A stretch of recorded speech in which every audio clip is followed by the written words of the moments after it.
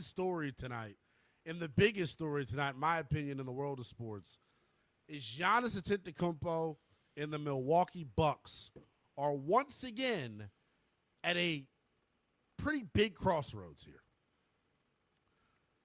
The Bucks have had every opportunity to rip the Band-Aid off when it comes to Giannis Antetokounmpo, and they simply have refused to do so. To now, we're at this point where Giannis is extension eligible this summer to get a Supermax, and I think one or two things is going to happen. He either signs an extension with Milwaukee or he gets traded. Point blank, right? And I'm not giving away state secrets when I say this. Shams Charania of ESPN put out an absolute bombshell highlighting the dysfunction that exists within the Milwaukee Bucks organization. This is, say what you want about the Cleveland Browns, say what you want about the New York Jets, the Chicago Bulls. The Milwaukee Bucks are the most dysfunctional franchise in all of pro sports right now. Argue with somebody you love. Maybe it's me. I'm telling you, there is not a more dysfunctional, clueless organization right now in all of pro sports. If you're Milwaukee, at some point, right, you can't keep calling Giannis's bluff. That's what's happened here over the course of time. When he signed his extension back in, 2020, he warned him that, hey, if we can't put a good enough roster together, I'm going to ask out. In 2023, when he signed, he warned him again, hey, if we can't field a good enough team, I'm out. As we sit here right now, on April the 8th of 2026, the Milwaukee Bucks are one of the laughingstocks in the Eastern Conference.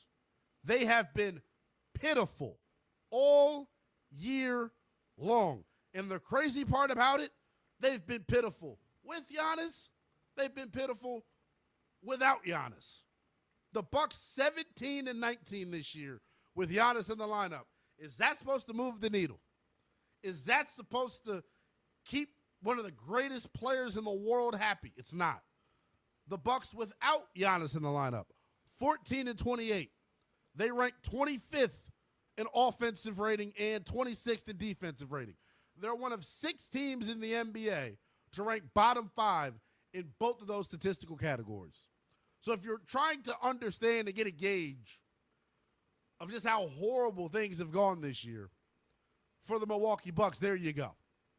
They have been a total dumpster fire. Let me, as quickly as I can, give you the timeline here of this. Giannis requested a trade on December the 1st after a 9-13 start. Giannis respectfully went to the Bucks front office and said, hey, look, I told y'all what it was. I didn't want to be here in the first place this year, but you all thought that going out and signing Miles Turner was going to be, enough to keep me happy. And it was. Because like I continue to say, this is where things are going to get interesting here. As much as I feel for Giannis, as much as I want to see Giannis playing meaningful basketball, the biggest question that I have, and I want to ask you all this as well at 310-840-4910, how much blame do you put on Giannis for still being a member of the Milwaukee Bucks? How much is it on Giannis that he's still in Milwaukee? 310-840-4910 is the number. Shams Charania of ESPN, one of the best insiders in the game, put together a piece this morning for ESPN.com that really highlighted just how dysfunctional things are in Milwaukee. We'll give you the details on that piece next here on Westwood One Sports Night.